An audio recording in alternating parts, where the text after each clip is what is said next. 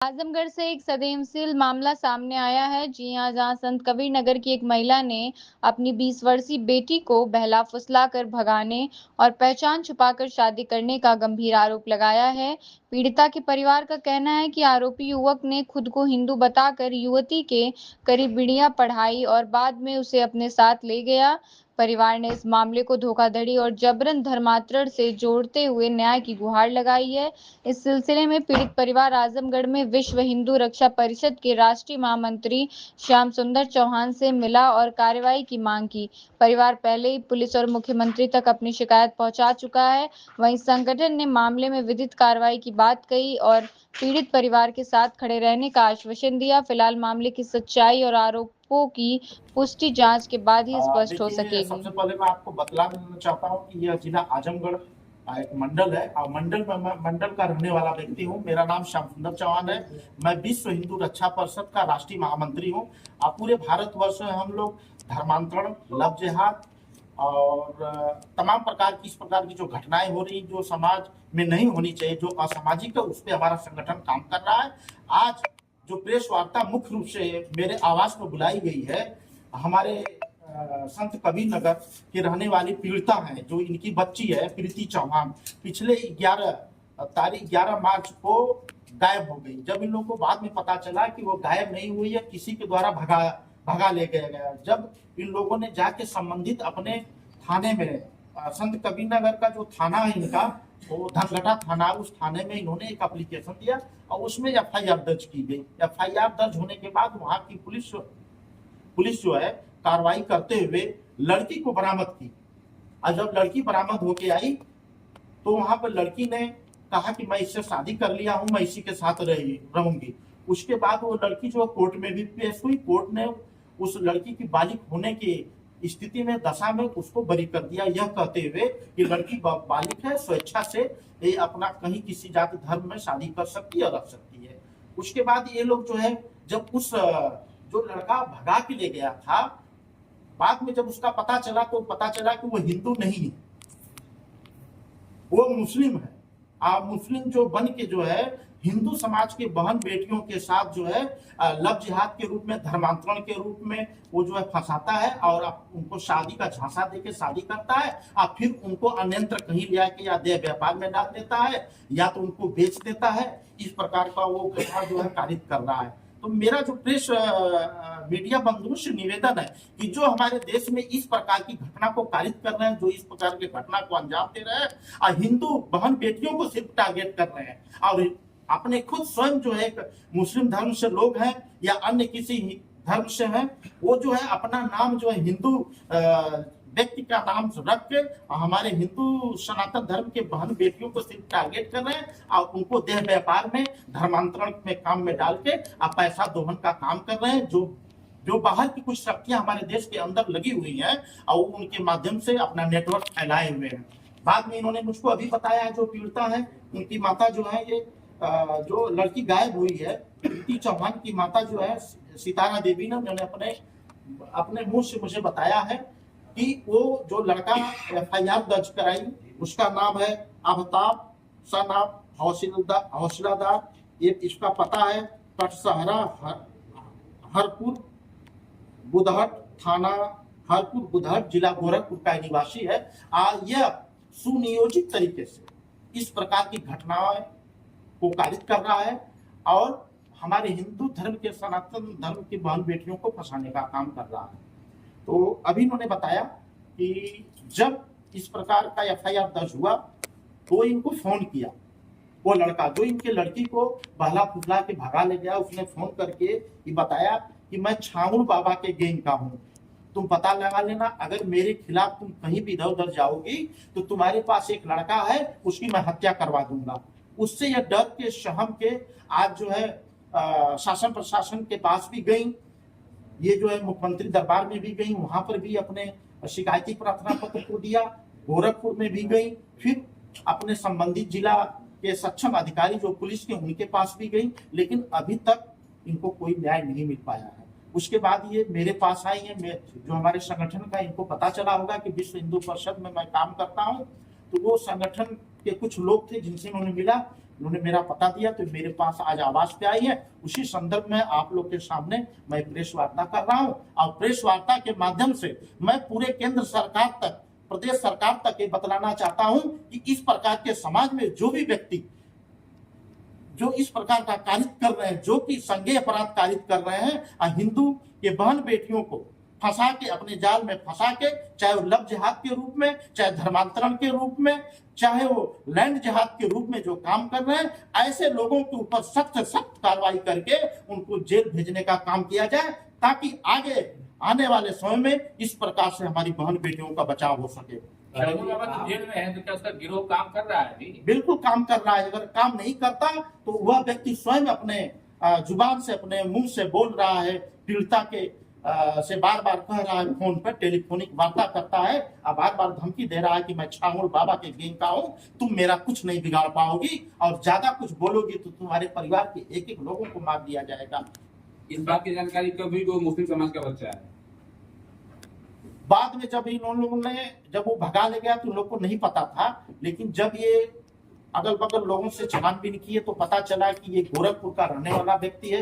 ये लोग उसके घर गए, घर जाने के बाद पता चला कि वो मुस्लिम व्यक्ति है। तो FIR जब इन्होंने 18 मार्च 2026 को कराया, तब इन लोगों ने उसके नामजद FIR कराया है, तब इनको पता चला।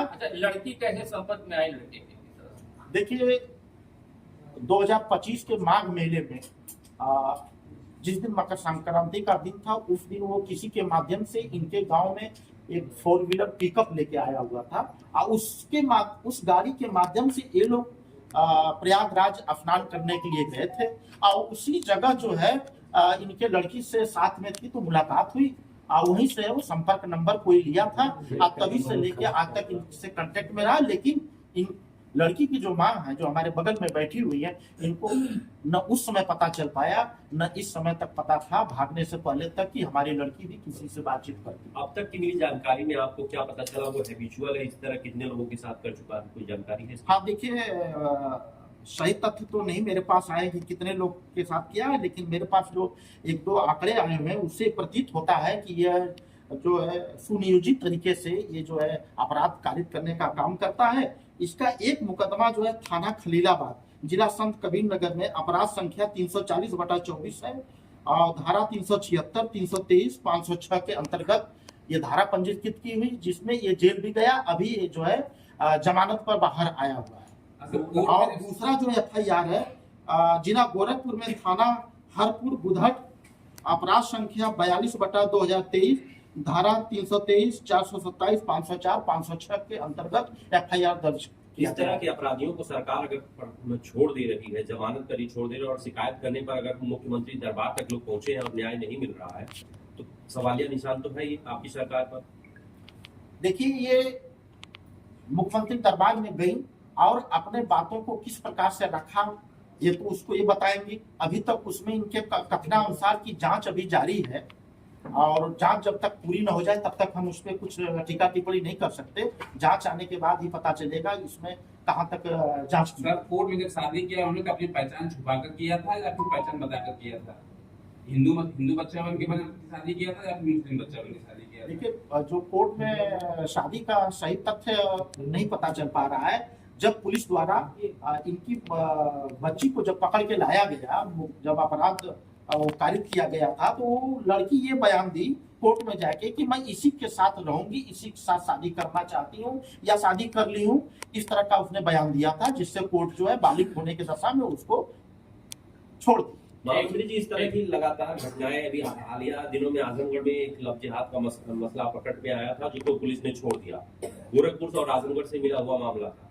तो किस तरह से आप लोगों का संगठन काम कर रहा है, और इस सरकार में अगर इस तरह के काम हो रहे हैं, अपराधियों पर अंकुश नहीं हो रहे हैं, तो कब ये हो पाएगा? देखिए, इस सरकार की बात नहीं मैं करूंगा। सरकार को उत्तर प्रदेश की आप बात कर रहे हैं, मैं पूरे भारतवर्ष की बात करूंगा, क्योंकि पूरे भारतवर्ष में प्रतिदिन लगभग 1,500 हमारी सनातन धर्म की बहन बेटियां गायब हो रही हैं। लगभग एक वर्ष में 5 लाख जो है बहन बेटियां गायब हो रही हैं, और उसमें से मुश्किल से जो है 1.5 लाख तक जो है बहन बेटियों का रिकवरी हो पा रही है, बाकी बहन बेटियों का पता नहीं चल रहा है। तो ये स्पष्ट है कि पूरे भारतवर्ष में इन लोगों का एक जो है गैंग बन के काम कर रही है और लव जिहाद के रूप में, धर्मांतरण के रूप में, घुसपैठ के रूप में ये लोग अंदर आ रहे हैं और हिंदुस्तान के बहन बेटियों को अपने चंगुल में फंसा के इस तरह की घटना को अंजाम दे रहे हैं और जिससे हमारे भारतवर्ष की डेमोग्राफी में परिवर्तन हो रहा है। तो मैं आप लोग के चैनल के माध्यम से ये सरकारों को यह अवगत कराना चाहूंगा कि जो हमारे सनातन धर्म की जो डेमोग्राफी है उसको चेंज किया जा रहा है, जिसकी वजह से हमारे भारत की एकता, अखंडता, भारत की संप्रभुता और उसके लोकतंत्र पर एक बहुत बड़ा जो है ये घटना जो हो रही है उसके ऊपर प्रभाव पड़ रहा है। तो जब इस प्रकार की घटना कारित की जा रही है तो अगर इस पे अंकुश नहीं लगेगा तो आने वाले समय में हमारे समाज के अंदर जो आज हम भिन्न भिन्न तरीके से हम लोग जो कमाने का काम कर रहे हैं, जो हम लोग बिल्डिंग का है। सितारा देवी। अच्छा, क्या है, क्या घटनाक्रम हुआ, क्या आपके साथ घटना हुई, बताइए। सर मैं संत कबीर नगर से हूँ और मेरी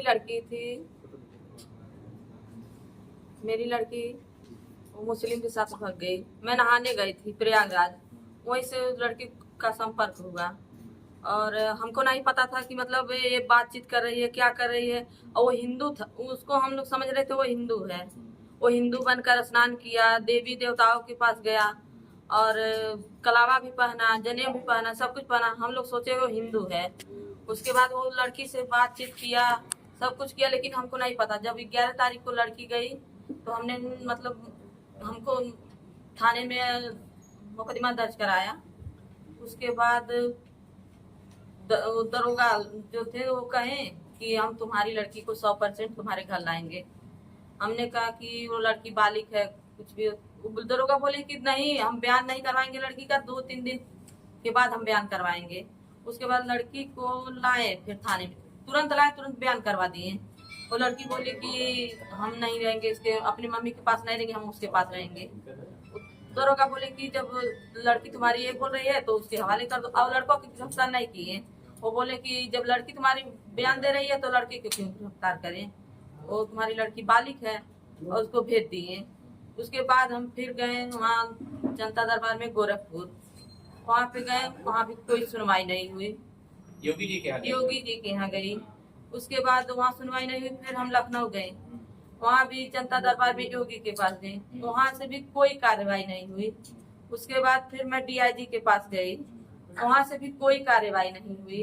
सब कुछ फिर दनघटा थाने में आई, वहाँ CO बोले जब तुम्हारी लड़की बालिग है, हम तुम्हारी लड़की को कुछ नहीं करेंगे, वो दुनिया की कोई ताकत भी नहीं ला सकती तुम्हारी बेटी को। हम वहाँ से भी चले आए, कोई भी सुनवाई नहीं हुई। इसके बाद हम यहाँ पर आए हैं। क्या चाहती हैं? मैं यही चाहती हूँ कि मेरी लड़की यहाँ हमारे पास आ जाए और उस अपराधी को सजा मिले, जेल जाए और उसको सजा मिले। कोई धमकी दे रहा था कौन से कोई धमकी भी आ रही थी? हाँ, उसने धमकी दिया। जब मैं सब जगह गई तो उसको सूचना मिली होगी, तो उसने कहा कि फोन किया, 2-3 नंबर से फोन किया हमको बारी बारी से। उसने कहा कि अगर तुम जा रही हो इधर उधर, हमको सूचना मिली है, अगर तुम कहीं भी गई, हमारे खिलाफ कोई भी कार्रवाई की तो हम तुम्हारे और तुम्हारे परिवार को नहीं छोड़ेंगे, तुम्हारे लड़कों भी नहीं छोड़ेंगे। मैं जानता हूँ कहाँ वो रहता है और तुम कहीं भी गए। मैं छांगुर गैंग का आदमी हूँ, हमको कुछ नहीं पता कि छांगुर कौन है, लेकिन उसने छांगुर का नाम लिया। तो हमने कहा कि हम करेंगे कार्रवाई, तुम मेरी लड़की को वापस दो। कहा कि नहीं, हम लड़की को भी वापस नहीं देंगे, हम ऐसा करोगी तो हम लड़कों को भी बेच देंगे, कुछ भी कर लो, हमारा पता नहीं पाओगी कहाँ हम हैं, तो कहाँ लड़की नहीं। अभी लड़के के साथ ही है? लड़की अभी उसी के कब्जे में है। अभी नहीं कुछ, कोई हमको नहीं पता है कि लड़की कहाँ है, वो कहाँ है, लेकर हमको कुछ नहीं पता है। चलिए।